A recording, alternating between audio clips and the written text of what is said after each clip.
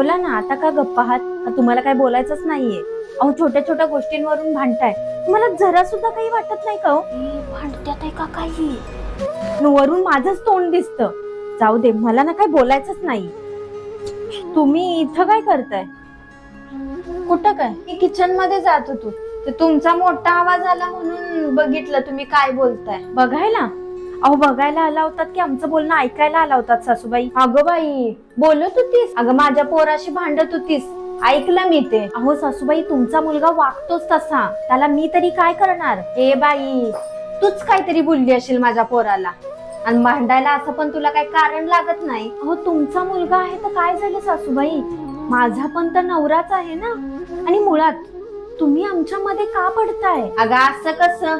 माझं पोरग गरीब आहे म्हणून तू काय पण बोलशील वी? अगं मी बरी ऐकून घेईन. अहो सासूबाई,